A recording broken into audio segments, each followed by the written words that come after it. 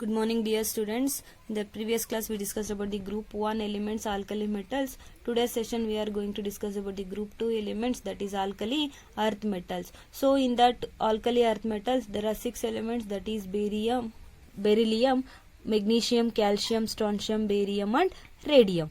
So, the atomic number. So, we will discuss about the trends in periodic table.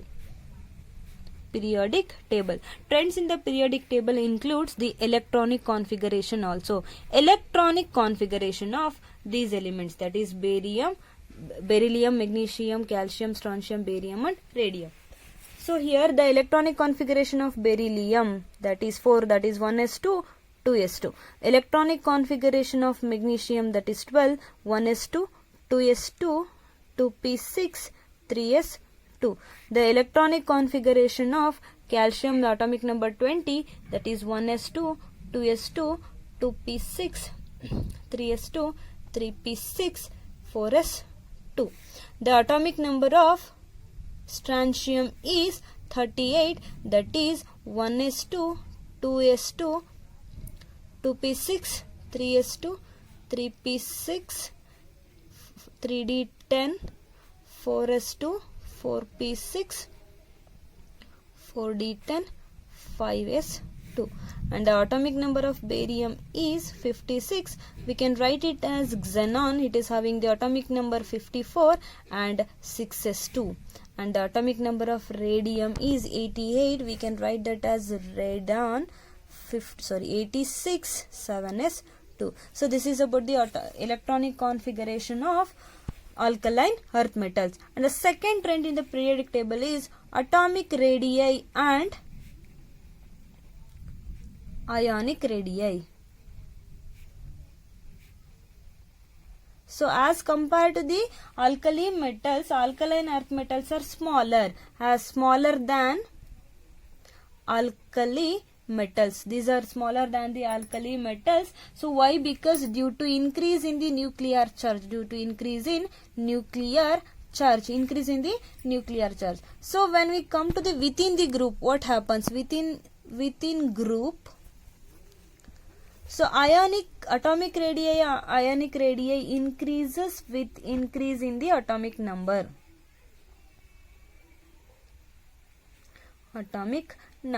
So and the third trend is ionization enthalpy. As we know that what is ionization enthalpy? It is the energy required to remove the outermost electron. The alkaline earth metals having low ionization energy. So why they are having low ionization energy? Due to large size of atoms. Due to the large size of atoms, they are having the low ionization energy. The fourth is hydration enthalpy.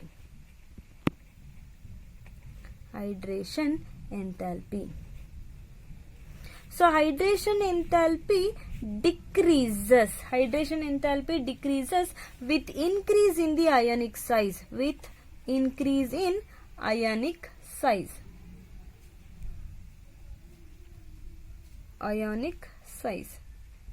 So if the ionic size increases, hydration enthalpy decreases. So the relative order is beryllium is having a more hydration energy than the magnesium, than the calcium, than strontium, than the barium.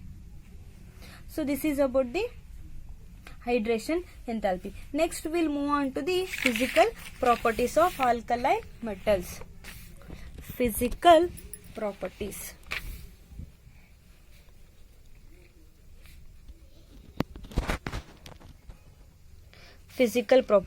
So one by one we'll discuss about the physical properties of alkaline earth metals are silvery white, lustrous, soft but harder than the alkali metals. Alkali metals compare ಮಾಡಿದ್ರೆ ಅವು harder ಇರುತ್ತೆ. Silvery white,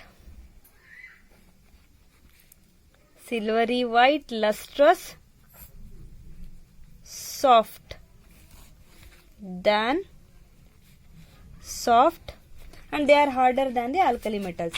And next is beryllium and magnesium appear somewhat grayish. ಬೇರೆಲ್ಲಾನು ಏನಾಗಿರುತ್ತೆ silvery white colour ಇರುತ್ತೆ, but beryllium ಮತ್ತೆ magnesium ಏನಾಗಿರುತ್ತೆ somewhat grayish ಇರುತ್ತೆ. Next comes to the melting point and the boiling point. Melting point and boiling point are higher. They are higher. And the next physical property is melting point and boiling point are higher. And the next is they are strongly electropositive. They are strongly electropositive, and as I told you that beryllium and magnesium are somewhat grayish. So these are the some of the physical properties of. And one more thing is calcium, strontium and the barium. So these three elements impart the color to the flame: calcium, strontium and barium. So calcium impart the brick red color, strontium impart the crimson red color, and the barium impart the apple green color. That is due to the excitation of the electrons, as I told you in the alkali metals itself. So next we'll move on to the chemical properties.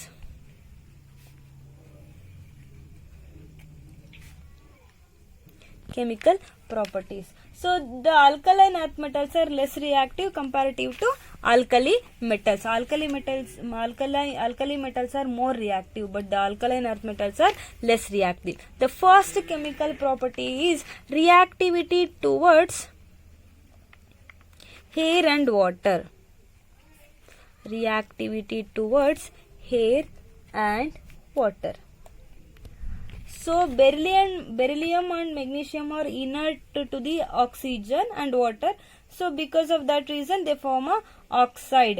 And the another one, as beryllium oxide and oxygen ಜೊತೆನೆ react ಆಗಿ ಏನಾಗುತ್ತೆ beryllium oxide ಕೊಡುತ್ತೆ, nitrogen ಜೊತೆ react ಆಗಿ beryllium nitrite ಕೊಡುತ್ತೆ.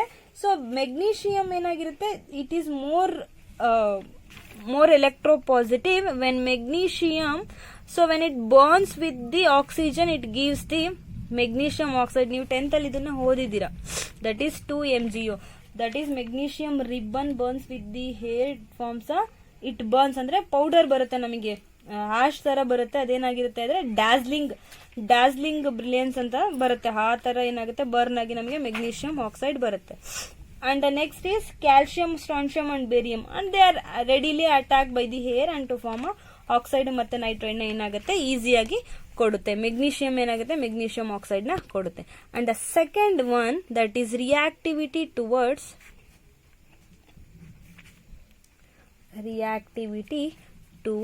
halogen.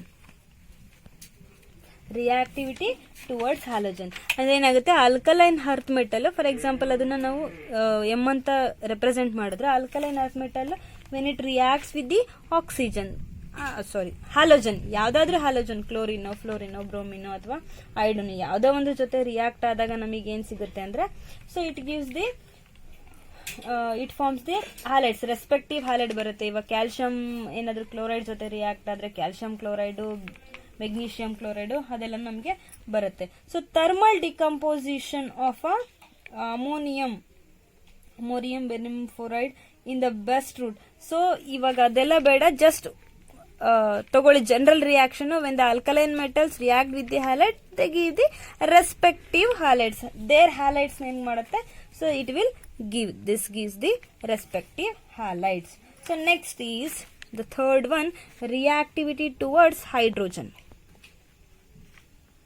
So you can give the example for that. Magnesium reacts with the chloride, you can give the magnesium chloride. So here the halogen may be chlorine, bromine, fluorine or iodine. So next, third one, reactivity towards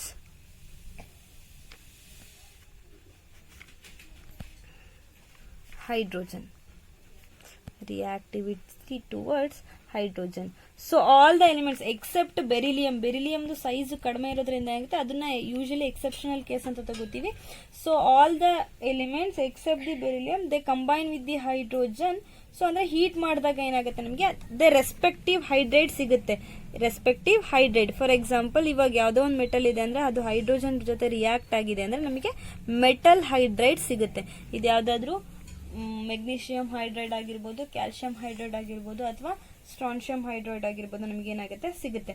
so beryllium hydride however can be prepared by the reaction of beryllium chloride. ಅಂದ್ರೆ beryllium hydride ನ ನಾವು ಯಾವ ತರ prepare ಮಾಡ್ತೀವಿ ಅಂದ್ರೆ, so beryllium chloride ಜೊತೆ lithium aluminium hydride ಅಂತ ಬರುತ್ತೆ. Lithium aluminium hydride. ಸೊ ಅದ್ರ ಜೊತೆ ನಾವು ರಿಯಾಕ್ಟ್ ಮಾಡಿದಾಗ ಏನಾಗುತ್ತೆ ನಮಗೆ ಬೆರಿಲಿಯಂ ಹೈಡ್ರೈಡ್ ನಮಗೆ ಈಸಿಯಾಗಿ ಸಿಕ್ಕೋಗ್ಬಿಡುತ್ತೆ. ಲಿಥಿಯಂ ಕ್ಲೋರೈಡ್ ಮತ್ತೆ ಅಲ್ಯೂಮಿನಿಯಂ ಕ್ಲೋರೈಡ್ ಇಷ್ಟು ಸಿಕ್ಬಿಡುತ್ತೆ ನಮಗೆ. So next how we will prepare the beryllium hydride. ಇದು ಒಂದು ಎಕ್ಸಾಂಪಲ್ ಗೆ ಹೈಡ್ರೈಡ್ಸ್ ಗೆ. So next the fourth is reactivity towards the acids. Reactivity towards acids. So the alkaline metals readily react with the acid, so they form the respective acid chloride ಅಥವಾ metal chloride ಸಿಗುತ್ತೆ ನಮಗೆ. when the metals react with the acid what we will get the metal chloride, respective metal chloride ಬರುತ್ತೆ along with the dihydrogen ನಮಗೆ ಸಿಕ್ಕೋಗ್ಬಿಡುತ್ತೆ. This is about the reactivity towards the acid. ಇದು general reaction. ನೀವು instead of M you can replace this magnesium, calcium ಯಾವ್ದಿಂದ ಬೇಕಾದ್ರೂ replace ಮಾಡ್ಕೋಬಹುದು. The fifth one is reducing nature. Reducing nature. So alkali metals, the alkaline earth metals strong reducing agent ಇರುತ್ತೆ. Alkali metals ಕೂಡ strong reducing agent, alkaline earth metals ಕೂಡ strong reducing agents ಆಗುತ್ತೆ. So this indicates the large negative value. ಅಂದ್ರೆ ಯಾವಾಗ strong reducing agents ಆಗುತ್ತೆ ಅಂದ್ರೆ electrode potential ಜಾಸ್ತಿ negative ಇರಬೇಕು. ಜಾಸ್ತಿ ನೆಗೆಟಿವ್ ಇದ್ದಾಗ ಏನಾಗುತ್ತೆ ಸ್ಟ್ರಾಂಗ್ ರೆಡ್ಯೂಸಿಂಗ್ ನೇಚರ್ ನ ತೋರಿಸುತ್ತೆ. ಸೊ ಇಲ್ಲಿ ಬೆರಿಲಿಯಂ ಲೆಸ್ ಎಲೆಕ್ಟ್ರೋನೆಗೆಟಿವ್ ಇರುತ್ತೆ. ಎಲೆಕ್ಟ್ರೋನೆಗೆಟಿವಿಟಿ ಇರೋದ್ರಿಂದ ಏನಾಗಿರುತ್ತೆ ಅಂದ್ರೆ ಇಟ್ ಈಸ್ ರೆಡ್ಯೂಸಿಂಗ್ ನೇಚರ್ ಏನಾಗುತ್ತೆ ತುಂಬಾ ಕಡಿಮೆ ಇರುತ್ತೆ. This is about the reducing nature. ಯಾವಾಗ ರೆಡ್ಯೂಸಿಂಗ್ ನೇಚರ್ ಜಾಸ್ತಿ ಆಗುತ್ತೆ ಅಂದ್ರೆ ಅದ್ರದ್ದು ಎಲೆಕ್ಟ್ರೋಡ್ ಪೊಟೆನ್ಶಿಯಲ್ ಏನಾಗಿರ್ಬೇಕು, ರಿಡಕ್ಷನ್ ಪೊಟೆನ್ಶಿಯಲ್ ಜಾಸ್ತಿ ನೆಗೆಟಿವ್ ಇದ್ದಾಗ ಮಾತ್ರ ನಮಗೆ ಅದು ಗೊತ್ತಾಗುತ್ತೆ. So and the last chemical property is solution in the liquid ammonia. So alkali metals ತರನೇ alkaline earth metals ಕೂಡ ಹಂಗೆ ಆಗುತ್ತೆ. So this is solution in liquid ammonia. Liquid ಅಮೋನಿಯಾದಲ್ಲಿ ಸೊಲ್ಯೂಷನ್ ಹೇಗಿರುತ್ತೆ ಅಂತ. So alkali metals alkaline earth metals ಎರಡೂ ಏನಾಗುತ್ತೆ liquid ಅಮೋನಿಯಾದಲ್ಲಿ ಡಿಸಾಲ್ವ್ ಆಗುತ್ತೆ. ಡಿಸಾಲ್ವ್ ಆಗಿ ನಮಗೆ ಏನ್ ಕೊಡುತ್ತೆ ಅಂದ್ರೆ blue colour solution, blue black colour. Usually ಅಲ್ಲಿ ನಮಗೆ ಬ್ಲೂ ಕಲರ್ ಬಂದಿತ್ತು, ಇಲ್ಲಿ ಬ್ಲೂ ಬ್ಲಾಕ್ ಕಲರ್ ಸೊಲ್ಯೂಷನ್ ಬರುತ್ತೆ. ಅಂದ್ರೆ ಅಮೋನಿಯೇಟೆಡ್ ಫಾರ್ಮ್ಸ್ ಇರುತ್ತೆ. So this is about the some of the chemical properties of alkaline earth metals. So next we'll move on to the very important topic, that is anomalous behavior of beryllium. Anomalous behavior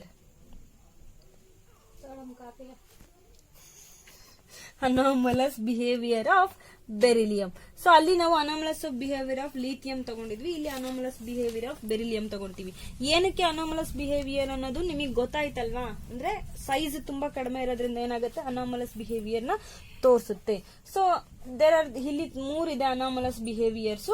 so the first one is so beryllium has a exceptionally ಅಂದ್ರೆ small atomic size ಇರುತ್ತೆ. Atomic size ಮತ್ತೆ ionic size ಎರಡೂ small ಇರೋದ್ರಿಂದ ನಾವು ಬೇರೆದ್ರ ಜೊತೆ compare ಮಾಡಲ್ಲ ಅದನ್ನ ಬೇರೆದು.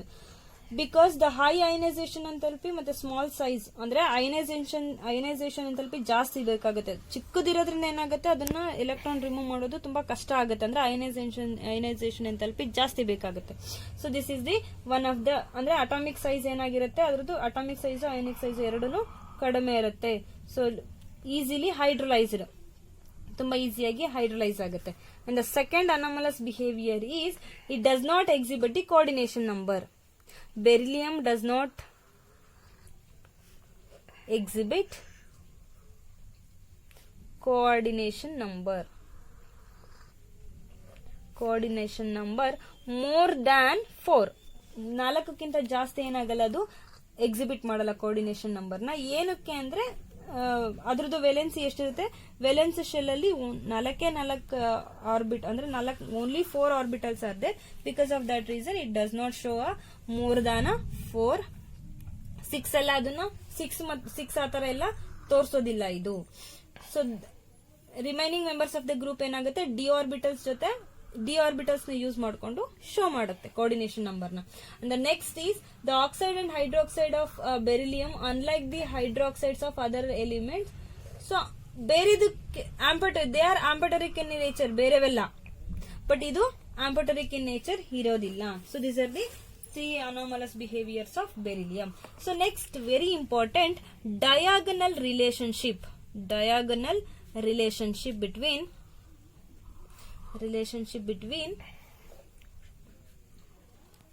Aluminium and beryllium. ಬೆರಿಲಿಯಂಗೂ ಮತ್ತೆ ಅಲ್ಯೂಮಿನಿಯಂಗೂ ಡಯಾಗನಲ್ ರಿಲೇಶನ್ಶಿಪ್. ಡಯಾಗನಲ್ ಅಂದ್ರೆ ಇಲ್ಲಿ ಬೆರಿಲಿಯಂ ಇದೆ ಅಂದ್ರೆ ಈ ತರ ಇರುತ್ತೆ, ಅಲ್ಯೂಮಿನಿಯಂ ಈ ತರ ಇರುತ್ತೆ. ಸೊ ಅದಕ್ಕೂ ಏನಿದೆ, ಡಯಾಗನಲ್ ರಿಲೇಶನ್ಶಿಪ್ ಇರುತ್ತೆ. ಸೊ ಏನದು ಡಯಾಗನಲ್ ರಿಲೇಶನ್ಶಿಪ್ ಅಂದ್ರೆ, ಸೊ ಅಲ್ಯೂಮಿನಿಯಂ ಮತ್ತೆ beryllium, so both are they are not readily attacked by the acids. Both are not readily attacked by acids. ಎರಡೂ ಈಸಿಯಾಗಿ ಆಸಿಡ್ ಇಂದ ಅಟ್ಯಾಕ್ ಆಗಲ್ಲ.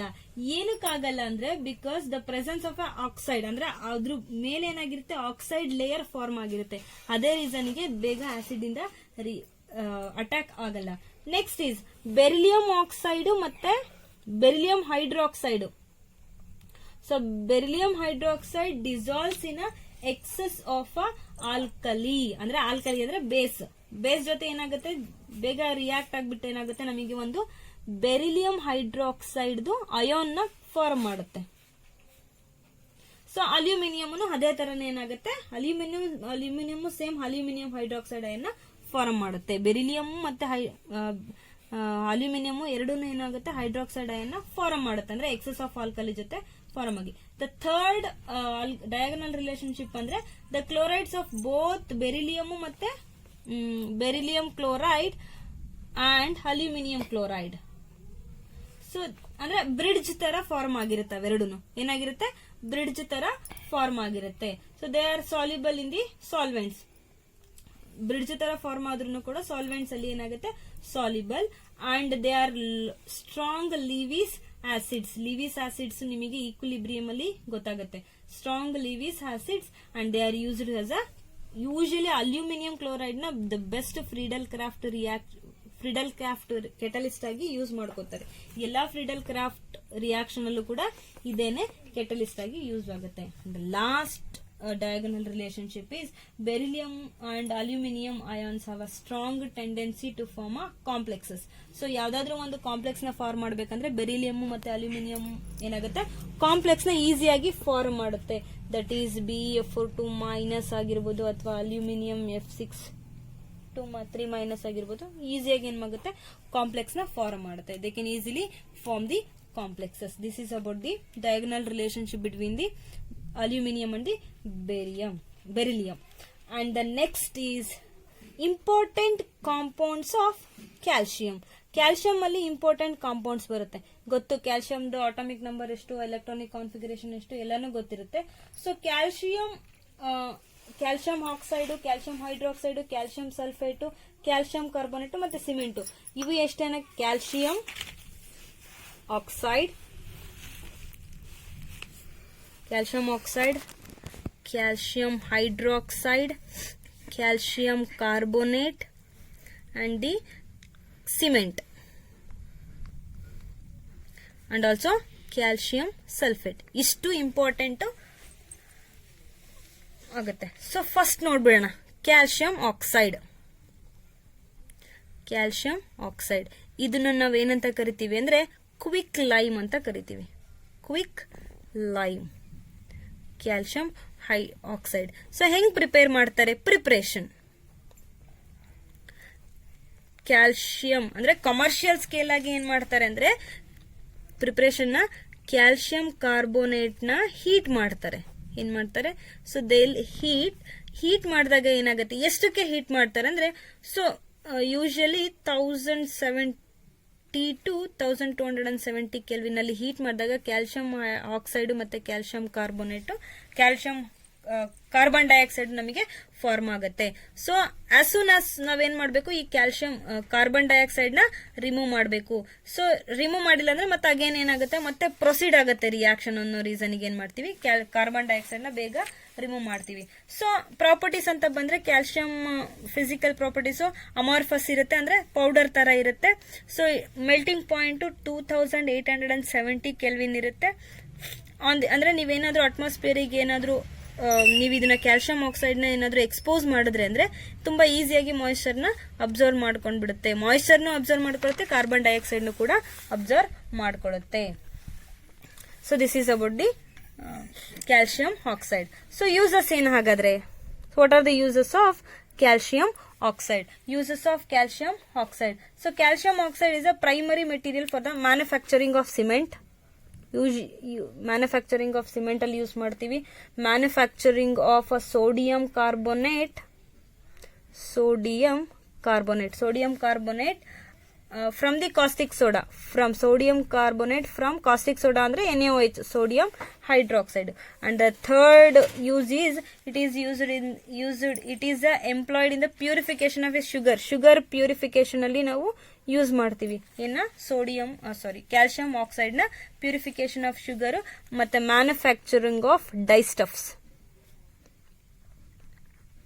ಇದರಲ್ಲಿ ಯೂಸ್ ಮಾಡ್ತೀವಿ. And the next is calcium hydroxide. Calcium hydroxide ನ ನಾವು slaked lime ಅಂತ ಕರಿತೀವಿ. Slaked lime, calcium hydroxide. How we are going to prepare? We are going to prepare this with the prepared by adding a water to the quick lime. Quick ಲೈಮಿಗೆ ಏನ್ ಮಾಡ್ತೀವಿ ನಾವು, water ನ add ಮಾಡ್ತೀವಿ. Water ನ add ಮಾಡಿದಾಗ ನಮಗೆ calcium hydroxide ಬರುತ್ತೆ. ಇಲ್ಲಿ CaO ಪ್ಲಸ್ H2O ಇದಕ್ಕೆ ನಾವು ಆಡ್ ಮಾಡಿದಾಗ ಏನ್ ಮಾಡುತ್ತೆ, ನಮಗೆ OH ಟ್ವೈಸ್ ಬರುತ್ತೆ. ಇಷ್ಟ.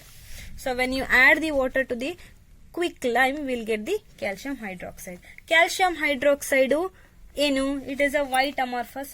ಇದನ್ನು ಪೌಡರ್ ತರ ಇರುತ್ತೆ. ಇಟ್ ಈಸ್ ಸ್ಪೇರಿಂಗ್ ಅಂದ್ರೆ ವಾಟರ್ ಅಲ್ಲಿ ನೀವೇನಾದ್ರೂ ಸಾಲ್ಯುಬಲ್ ಮಾಡಿದ್ರೆ ಪೌಡರ್ ನ ವಾಟರ್ ಹಾಕಿದಾಗ ಯೂಶಲಿ ಅದು ತುಂಬಾ ಬೇಗ ಕಂಪ್ಲೀಟ್ ಆಗಿ ಸಾಲ್ಯುಬಲ್ ಆಗಲ್ಲ ಅಲ್ವಾ, ಆ ತರ ಇರುತ್ತೆ. ಅಂದ್ರೆ sparingly soluble in water. Aqueous solution ಅಂದ್ರೆ ಸೊಲ್ಯೂಷನ್ ವಾಟರ್ ಒಳಗಡೆ ಏನಾದ್ರೂ ಇದನ್ನ ನಾವು ಸುಣ್ಣದ ನೀರು ಅಂತ ಕೇಳಿದಿರಲ್ವಾ, ಲೈಮ್ ವಾಟರ್, ಅದನ್ನೇ ನಾವು ಕ್ಯಾಲ್ಸಿಯಂ ಹೈಡ್ರಾಕ್ಸೈಡ್ ಅಂತ ಕರೆಯೋದು. ಅಂದ್ರೆ it is also slaked lime in water is also known as milk of lime ಅಂತ ಕರಿತೀವಿ.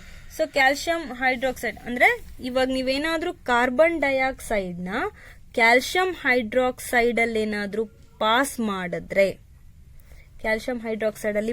ಮಾಡಿದ್ರೆ ನಮಗೇನ್ ಬರುತ್ತೆ, ಕ್ಯಾಲ್ಸಿಯಂ ಕಾರ್ಬೋನೇಟ್ ಮತ್ತೆ ವಾಟರ್ ಬರುತ್ತೆ. In the formation of calcium carbonate ನಾವು ಯೂಸ್ ಮಾಡ್ತೀವಿ.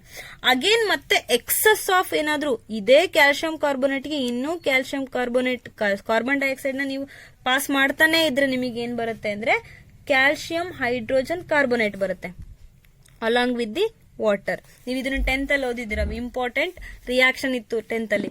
Calcium hydrogen carbonate you will get.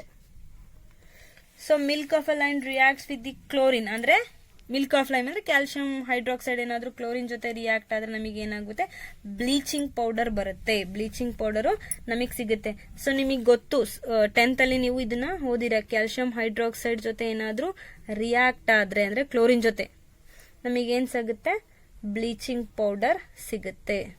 This is the composition of bleaching powder.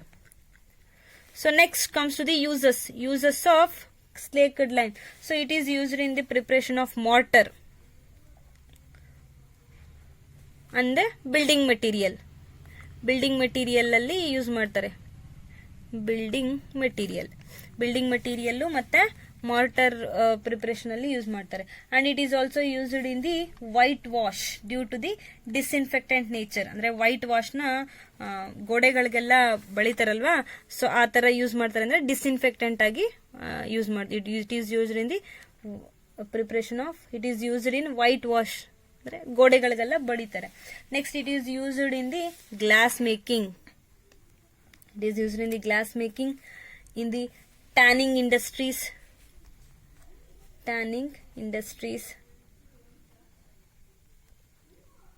and it is also used in the preparation of bleaching powder. ಇವವಾಗಿನ ನೋಡಿದ್ವಲ್ಲ reaction bleaching powder reaction, bleaching powder ಇದನ್ನೇ ನಾವು bleaching powder ಅಂತ ಕರಿತೀವಿ. And the next is calcium carbonate.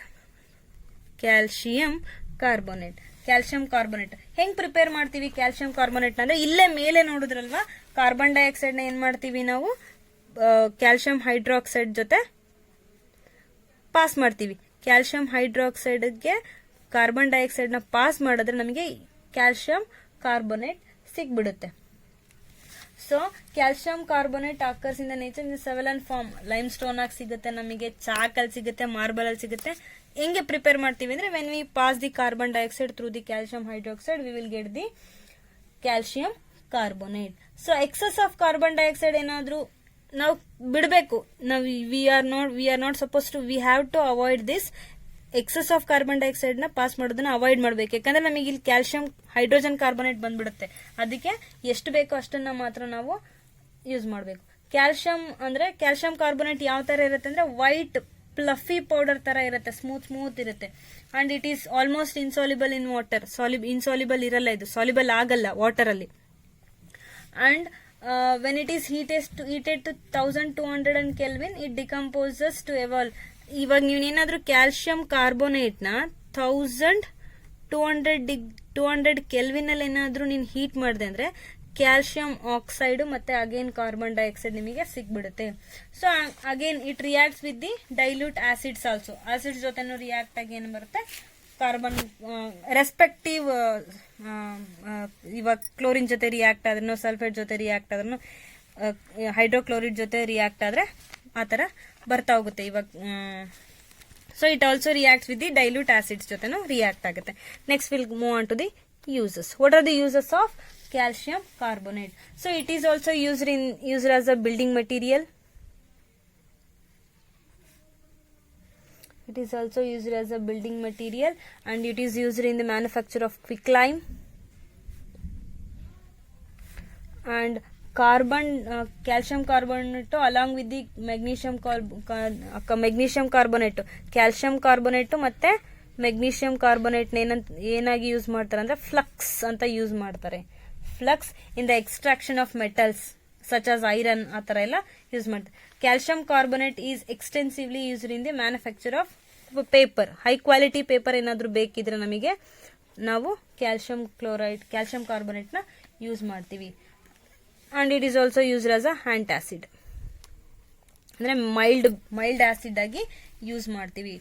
So mild ಅಬ್ರೆಸಿವ್ ಅಂದ್ರೆ tooth paste ಅಲ್ಲಿ use ಮಾಡ್ತೀವಿ calcium carbonate ನ, ಸ್ಟ್ರಾಂಗ್ ಆಗಿರ್ಲಿ ಅಂತ. And also it is used in the filter in the cosmetics ಅಲ್ಲಿ ಯೂಸ್ ಮಾಡ್ತೀವಿ. And the next last is calcium sulphate. So this is also called as plaster of Paris. ಅಂದ್ರೆ CaSO4 of H2O.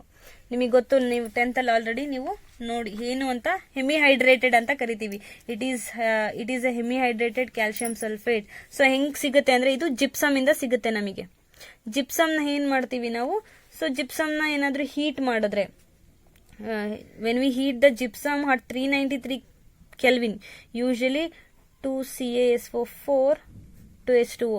So ಇದು gypsum formula. ಇದನ್ನ ನಾವು 393 kelvin ಅಲ್ಲಿ ಏನಾದ್ರೂ heat ಮಾಡಿದ್ರೆ ನಮಗೆ ಏನ್ ಸಿಗುತ್ತೆ ಅಂದ್ರೆ ಪ್ಲಾಸ್ಟರ್ ಆಫ್ ಪ್ಯಾರಿಸ್. ಅಂದ್ರೆ first CaSO4 water plus 3H2O.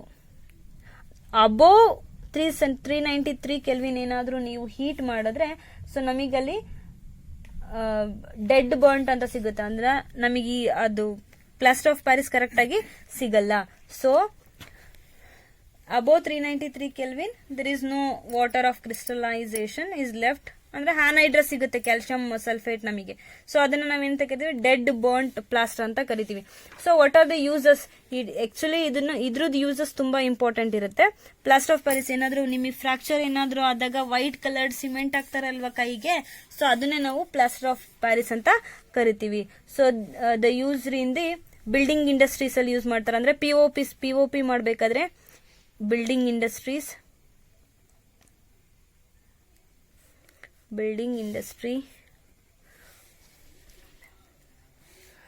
ಇಂಡಸ್ಟ್ರಿಯಲ್ಲಿ ಯೂಸ್ ಮಾಡ್ತಾರೆ. And it is used for the immobilising the affect part of organ. ಇವಾಗ ಅದೇ ಫಾರ್ ಎಕ್ಸಾಂಪಲ್ ಇವಾಗ ಫ್ರಾಕ್ಚರ್ ಏನಾದ್ರೂ ಆಗಿದ್ರೆ ಕೈ, ಸೊ ಅದನ್ನ ನೀವು ರಿಪೇರ್ ಮಾಡ್ಲಿಕ್ಕೆ ಯೂಸ್ ಮಾಡ್ತಾರೆ, ಇಂಬೋಲೈಸಿಂಗ್ ಅಂತ ಕರಿತೀವಿ. And also it is also employed in dentistry. ಅಂದ್ರೆ ಅಲ್ಲೇನಾದ್ರೂ ತೂತಾಗಿರುತ್ತಲ್ವಾ, ಅಲ್ಲಿಗೆ ಹಾಕ್ತಾರೆ ಅದನ್ನ. ಅಂದ್ರೆ ಬೋನ್ ಫ್ರಾಕ್ಚರ್ ಆಗಿದ್ರೆ ಅಲ್ಲಿಗೆ ಹಾಕ್ತಾರೆ, ಅಲ್ಲೇನಾದ್ರೂ ತೂತಾಗಿದ್ರೆ ಅಲ್ಲಿಗೆ ಹಾಕ್ತಾರೆ.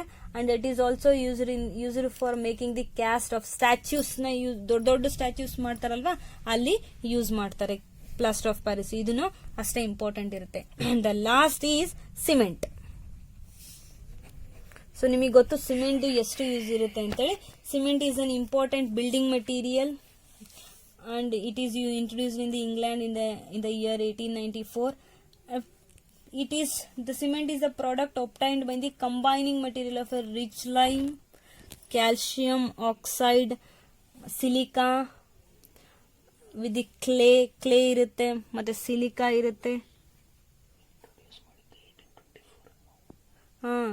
It is introduced in the England in the year 1824 by the Joseph Aspdin. So it is it is the product obtained by the combining material of calcium oxide, clay, silica, rich lime. So along with the oxides of aluminum, iron, magnesium, average ಅದ್ರ percentage ಇರುತ್ತೆ. ಹಂಗೇನೆ ಅಲ್ಲಿ text book ಅಲ್ಲಿ percentage ಇದೆ, ಅದನ್ನ ಹಂಗೇನೆ ನೋಡ್ಕೊಂಡ್ಬಿಡಿ. And the next is it is the raw material for the manufacture. So the raw materials, which are the raw materials for the manufacture of cement. So ಯಾವ್ದಿರುತ್ತೆ raw material ಅಂದ್ರೆ limestone ಮತ್ತೆ clay, limestone and clay.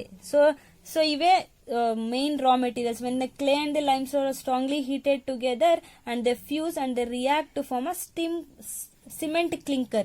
ಆ cement clinker ನ 2 to 3% of gypsum ಜೊತೆ ನಾವು ಅದ್ರ ಜೊತೆ ಹಾಕಿದ್ರೆ ಏನಾಗುತ್ತೆ, ಸಿಮೆಂಟ್ ಫಾರ್ಮ್ ಆಗುತ್ತೆ. ಸೊ ದಸ್ ದ ಜಿಪ್ಸಮ್ ಏನಾಗಿರುತ್ತೆ ಅಲ್ಲಿ ಇಂಪಾರ್ಟೆಂಟ್ ಆಗಿರುತ್ತೆ. ಪೋರ್ಟ್ಲ್ಯಾಂಡ್ ಸಿಮೆಂಟ್ ಅಂತ it is present in the Portland cement. And dicalcium silicate 26% ಇರುತ್ತೆ. ಪರ್ಸೆಂಟೇಜ್ ಕಾಂಪೋಸಿಷನ್ಸ್ ಬುಕ್ ಅಲ್ಲಿ ಇದೆ, ಅದನ್ನ ನೋಡ್ಕೊಳ್ಳಿ. ಅಂಡ್ ಸೆಟ್ಟಿಂಗ್ ಆಫ್ ಸಿಮೆಂಟ್ ಅಂತ ಕರಿತೀವಿ. ಅಂದ್ರೆ ಯೂಶಲಿ ವಾಟರ್ ಜೊತೆ ಏನಾದ್ರೂ ಸ್ವಲ್ಪ ಮಿಕ್ಸ್ ಆದ್ರೂ ಕೂಡ ಏನಾಗುತ್ತೆ, ತುಂಬಾ ಬೇಗ ಒಂದೇ ರೀಸನ್ ಗೆ ನಾವು we will add the gypsum ಏನ್ ಮಾಡುತ್ತೆ ಅಂದ್ರೆ it slow downs the process of setting of a cement. Setting of cement ಏನ್ ಮಾಡುತ್ತೆ, ಸ್ಲೋ ಡೌನ್ ಮಾಡುತ್ತೆ. So what are the uses of cement? So cement is ಅಂದ್ರೆ it is one of the most important material in the construction of a buildings. It is used in the concrete reinforcement ಅಲ್ಲಿ. Concrete ನ ಮಾಡ್ಕೋಬೇಕಾದ್ರೆ cement ನ use ಮಾಡ್ತಾರೆ, building material ಆಗಿ use ಮಾಡ್ತಾರೆ. So it is used in the building construction of dams, ದೊಡ್ಡ building ಅಲ್ಲೆಲ್ಲ construction ಅಲ್ಲಿ use ಮಾಡ್ತಾರೆ. This is about the uses of cement. And the next is biological importance of magnesium and calcium. Magnesium ಎಷ್ಟು important ನಮ್ಮ ಬಾಡಿಗೆ. Body contains 25 gram of magnesium, 1200 gram of calcium. ಅವೆರಡೂ ತುಂಬಾ important ಬೇಕಾಗಿರ್ತಕ್ಕಂಥ ingredients ಅಥವಾ elements ನಮ್ಮ ಬಾಡಿಗೆ.